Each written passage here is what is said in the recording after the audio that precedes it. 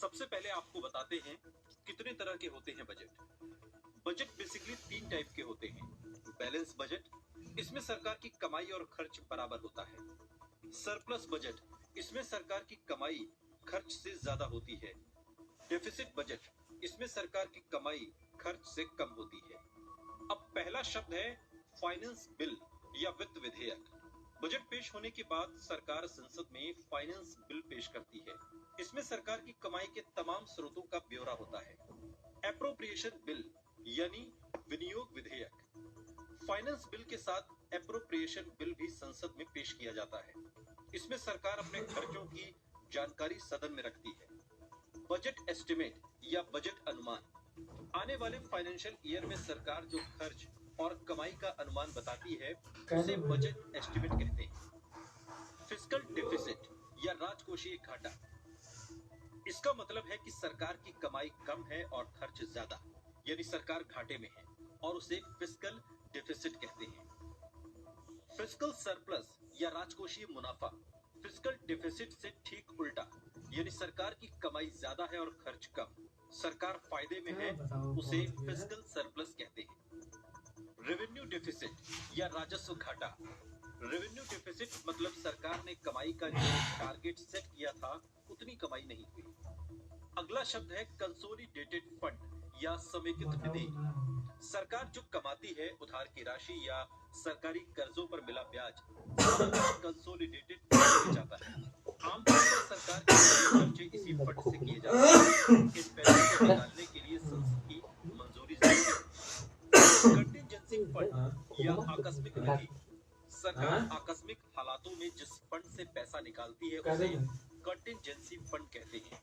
इसे निकालने के लिए संसद की मंजूरी की जरूरत नहीं होती। इसमें से जितनी रकम निकाली जाती है उसे बाद में कंसोलिडेटेड फंड में से लौटाना भी होता है। पब्लिक अकाउंट, इस फंड में वो सारे पैसे आते हैं जो सरकार को एक बैंकर के तौर पर मिलते हैं, जैसे प्रोविडेंट फंड, छोटी बचत योजनाओं से मिली रकम।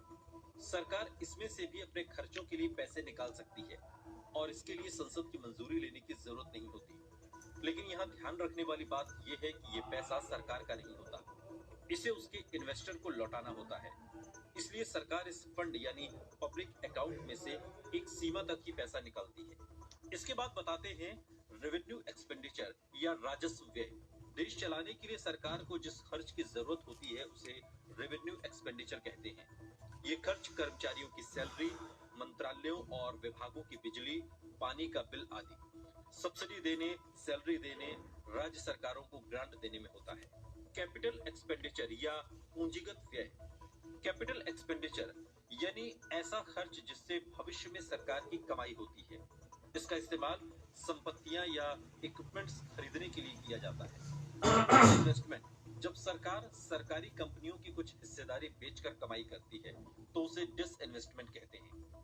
अब बात उसकी जिसका इंतजार आम आदमी के भाषण में सबसे ज्यादा रहता है, टैक्स यानी कर। पहले आपको बताते हैं डायरेक्ट टैक्स, वो टैक्स जो सरकार आम आदमी से डायरेक्ट लेती है, जैसे income tax, corporate tax. Indirect tax यानी वो टैक्स जो आपसे इनडायरेक्टली लिया जाता है, जैसे excise duty, custom duty. Income tax, वो टैक्स जो आपकी कमाई पर लगता है। अगर आपने कोई इन्वेस्टमेंट किया है और उस पर ब्याज मिल रहा है तो उस पर भी इनकम टैक्स देना होता है।